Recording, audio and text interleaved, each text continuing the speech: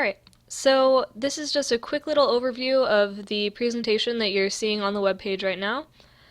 This is a presentation about Civilization Beyond Earth. It's a video game. It's the sixth installment of the popular Sid Meier's Civilization series.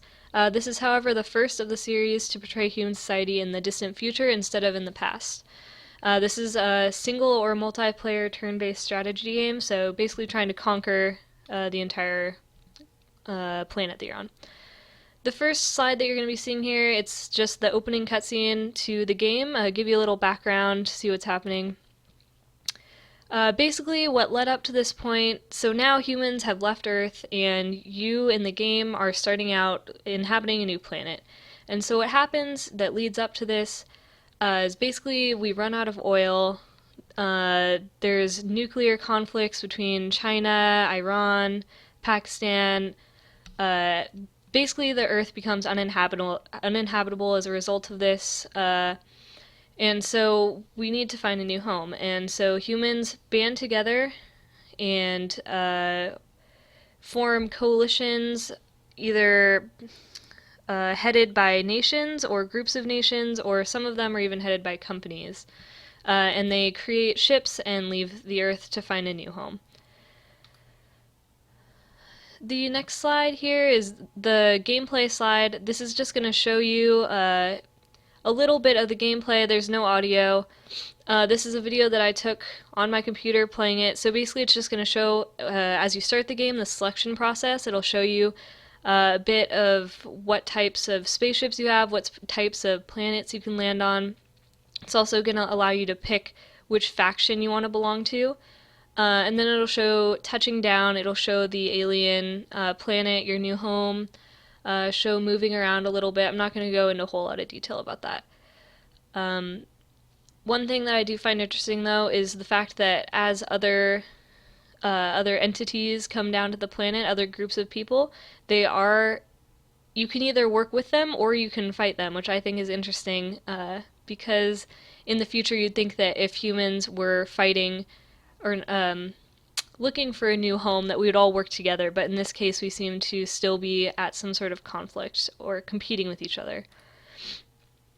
The next slide, basically just a really quick little video about what happens near the end of the game, just how you can develop resources on tiles to promote your civilization, how you can expand, just shows you a little bit about what the end game looks like.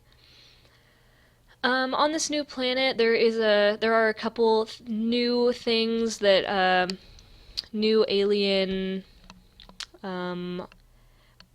organisms, objects that may be unique to this game. The first is miasma.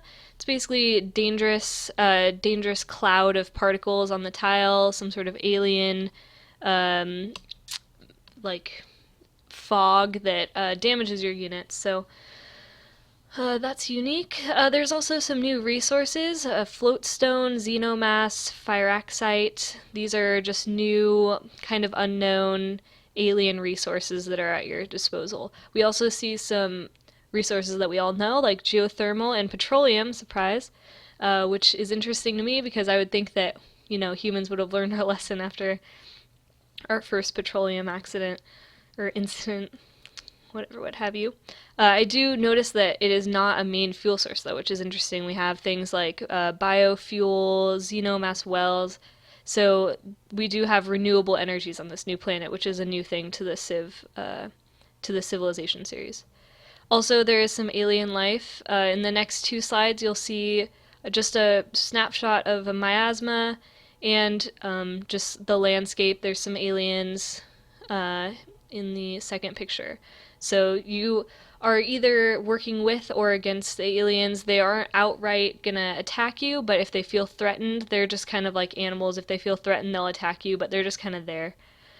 Okay, and then the most interesting thing that I thought about this game was the thing called affinities. And so basically it's just asking the question, how do we handle the opportunity to completely rebuild human civilization? And so in this game, there are 3 affinities that you can choose. Basically, a path, like which way do you want to head your new society? How do you want to develop your new human society? So the first one is purity, And, oh, sorry, excuse me, Harmony, in this slide. So if you go to the Harmony slide, so basically, this is saying that instead of changing the alien world to fit ourselves, the people who choose Harmony affinities are going to change themselves in order to survive on this new planet. So I believe it says that the humans in this will genetically modify themselves with alien genes in order to fit in with their new planet. I'm not going to really talk about victories, that's kind of too much detail. The next is purity. This is basically saying that people want to preserve everything human, and instead of living on this new planet and accepting the fact that it's new, they want to convert this new planet back into an Earth-like state. So basically as close to home as we can get before we messed it up the first time. The last is supremacy, and this is basically just the idea is to make humans the best that they can, the most technologically advanced, so altering themselves with cybernetics, making themselves able to survive in the harshest conditions, neither against or so kind of in the middle, just trying to make themselves better no matter what the cost, but not really trying to stick to their human roots and not really trying to strive to be in harmony with the alien life. And so now here we have some discussion questions that we went over with the class. Basically, how do you feel about, colonizing another planet? Do you think this is possible? Will this ever happen? I also thought it was really interesting that one of the companies was sponsored by a company instead of a country. So in all the past Civilization games, all of the entities that you could play as were always countries or empires, groups of people, not a company. I think that's really interesting. It says a lot about the power of companies and where we're going. So I asked the class what they think about the potential for future companies, how powerful they're going to be. We've already seen giant, multinational companies with more power than some governments, which is just a really interesting thought that they put in this game. And lastly, just asking about the affinities. If we ever colonize a new planet, which affinity do you think that people as a whole would choose? And that's pretty much it. The last thing, there was a little thing, division of labor here, that's just talking about, this was a partner activity, so this is just talking about what each person did. Yeah, and that's the presentation, so you can read the rest of the little bit on the page, and that should be that.